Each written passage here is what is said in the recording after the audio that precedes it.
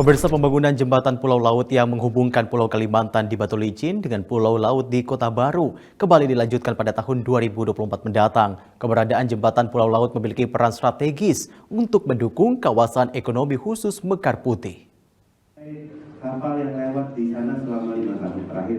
Pemerintah Provinsi Kalimantan Selatan mengagendakan kembali pembangunan jembatan Pulau Laut penghubung antara Pulau Kalimantan di Batu Licin dan Pulau Laut di Kota Baru pada tahun 2024 mendatang. Agenda pembangunan jembatan penghubung tersebut dibahas dalam rapat yang diselenggarakan oleh pemerintah Provinsi Kalimantan Selatan bersama pemerintah Kabupaten Tanah Bumbu dan Kota Baru di Banjarbaru baru-baru ini. Untuk memulai pembangunan jembatan tersebut pada tahun 2024, Pemprov Kalimantan Selatan menganggarkan biaya sebesar 300 miliar rupiah dan dua kabupaten yaitu Tanah Bumbu dan Kota Baru masing-masing 100 miliar rupiah. Selain itu akan diupayakan sumber pembiayaan lain, termasuk dari Kementerian Pekerjaan Umum dan Perumahan Rakyat. Keberadaan jembatan ini memiliki fungsi strategis untuk mendukung rencana kawasan ekonomi khusus Mekar Putih yang memiliki potensi laut dalam.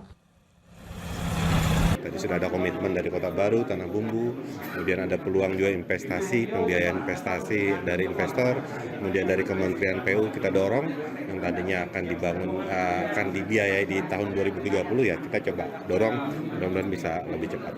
Kenapa kita mendesak? Karena salah satu daftar terdalam itu di Pulau Laut di Mekar Putih kalau kita ingin membuat pelabuhan internasional. Selama ini kita kan Trisakti draftnya berapa? Posnya terlalu tinggi, Muara Banjar timbal lagi ke Trisakti. Nah kalau ini terus insya Allah jalan tol jadi ini menghubungkan semua nanti Buan Wanam, Banjarmasin, tol terkoneksi nanti. Nah ini yang harus kita dukung bersama.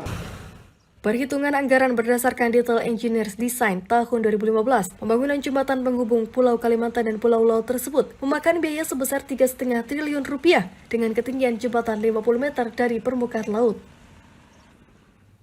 Jelang Hari Raya Idul Adha, pemerintah Provinsi Sumatera Selatan memastikan setiap hewan kurban bebas dari penyakit mulut dan kuku. Dinas Ketahanan Pangan dan Peternakan Sumatera Selatan menyatakan keamanan hewan kurban terjamin karena setiap hewan telah mendapatkan vaksinasi.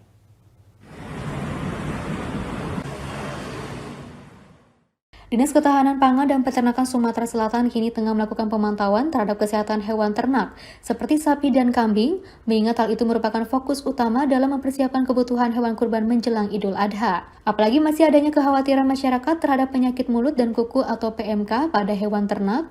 Untuk itu, seperti dikatakan Kepala Dinas Ketahanan Pangan dan Peternakan Sumsel, Ruzuan Effendi di Palembang pada 6 Juni pihaknya telah melakukan vaksinasi terhadap semua hewan ternak sehingga aman untuk dikurbankan. Dia meminta masyarakat untuk jangan ragu dan takut karena saat ini PMK sudah melandai dan hampir semua hewan ternak yang diperjualbelikan telah melalui proses vaksinisasi.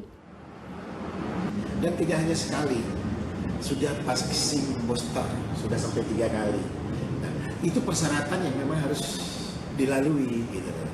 Jadi kalau memang belum vaksin, udah bisa terdeteksi dia. Oh ini belum vaksin.